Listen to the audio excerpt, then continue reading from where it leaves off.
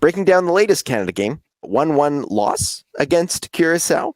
Definitely wasn't the Canada game that a lot of us were expecting, especially after that 6-0 win over Honduras to open the tournament. I didn't get to consume that match in its entirety the way that you boys did, and it sounds like that was a blessing, because instead I had a pretty good game with Fluminense and Ulsan at MetLife Stadium, and I'll take that over a 1-1 Canada loss, I think, considering. The Canadian men's national team losing 1-1 to Curaçao. It was a late goal for Curaçao, and I just continue to remember that I think it was a New York Post article about the U.S. men's national team in the 2010 World Cup, and I think it was against England, and they said that the U.S. wins 1-1. So Canada lose 1-1.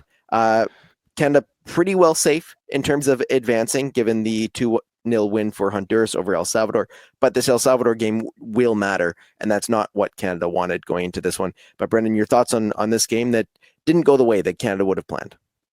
Yeah, frustrating. I mean, like we've seen in this tournament, and we've seen in the Club World Cup, you try to manage games and you don't really push yourself and you don't exhaust. You keep the score tight and you hope you don't get burned. That's not what Canada did.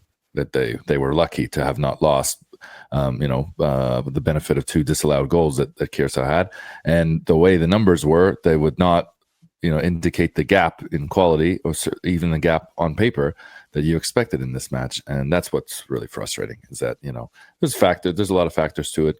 Coming off of the high too, I think of just beating Honduras the way that they did, it didn't, it didn't necessarily matter who was in front of them.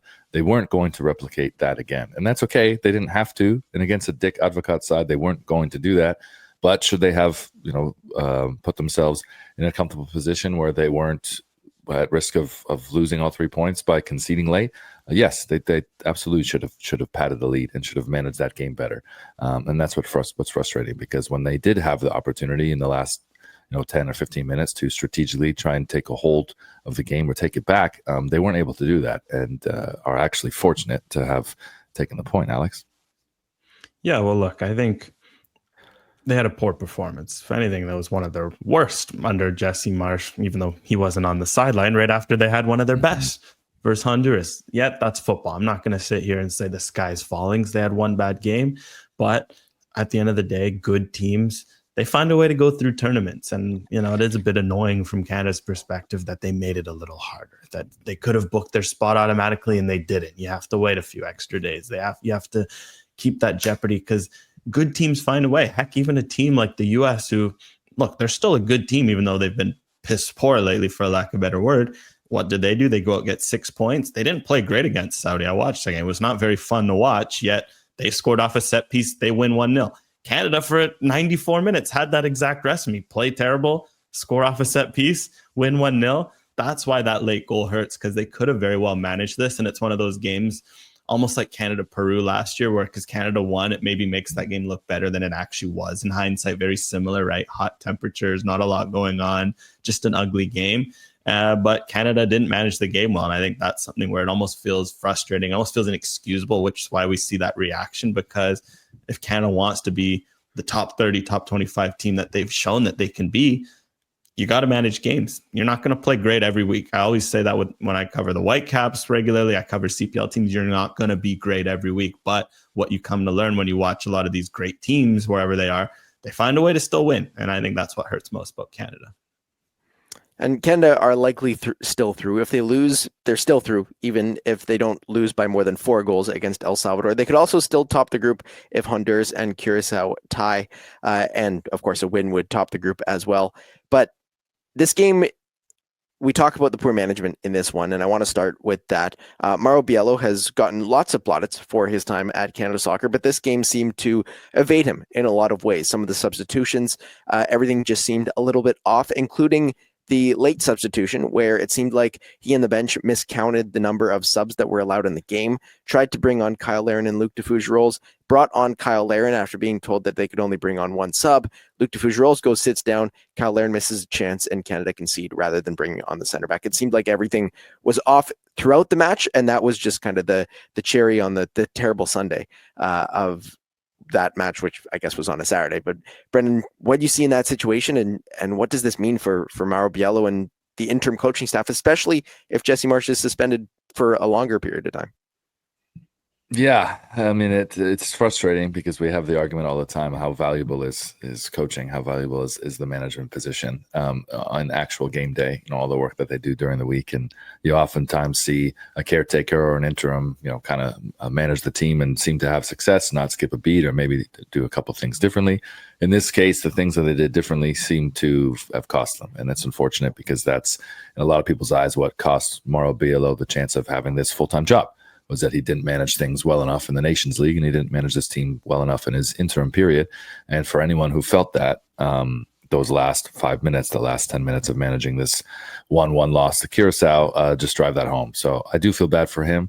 I'd be interested to see how Marsch, who will still be able to dictate what his coaching staff does in his absence if it's extended, how he wants to manage it. If it's by committee, if it's next day, we'll let Stalteri be in the position and he can handle all the media duties, or how they change things. I do think it would be beneficial maybe to change things. They're going to look at a lot, and I'm sure that they've spilled a lot of coffee and argued a lot over pages and video going over things by the time we're recording this. So personally, Alex, I would be game to see Paul Stalteri standing on the touchline and being the one calling the shots if Marsch is no longer available. I would really like to see that for Paul Stalteri.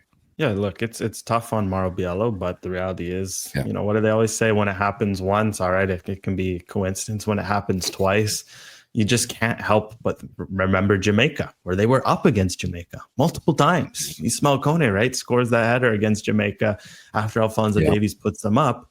And they didn't manage that game. They kind of threw it away. Had this been the first time, you say, you know what, interim staff, heat. I think for Mauro Biello, it's tough. And you just look, that Kyle Larin decision at the end, it was almost just like the tipping point. Like, it wasn't one isolated mistake. I think it stands out that Canada's attack was very poor. Like, I don't think really anyone in the front four had a good game. That happens. What Jesse Marsch told Ben and I in midweek, he's like, we got a lot of weapons on the bench. I want them to know that minute 60, we got weapons coming in. Minute 75, you got weapons coming in. Well, on a game where Tani Oluwase and Jonathan David both struggle, you don't bring in Promise David. Both Jonathan David and Tani Oluwase go 90. Against Honduras, David only went 60. Even Tani you took off for Promise David. In this game, where you didn't even need to do that against Honduras. You could have left them against Honduras because it was such a comfortable game and saved.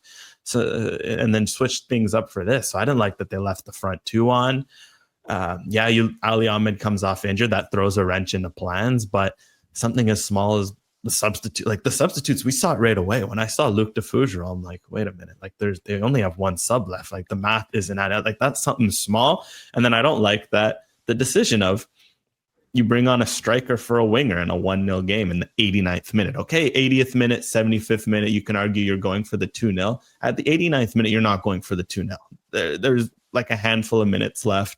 The fact that they chose to bring Kyle Larin on for a winger when they could have very well brought Luc de Fougereau on for a winger, brought Luc de Fougereau on for Kamal Miller, which appeared to be the plan the way Miller was signaling.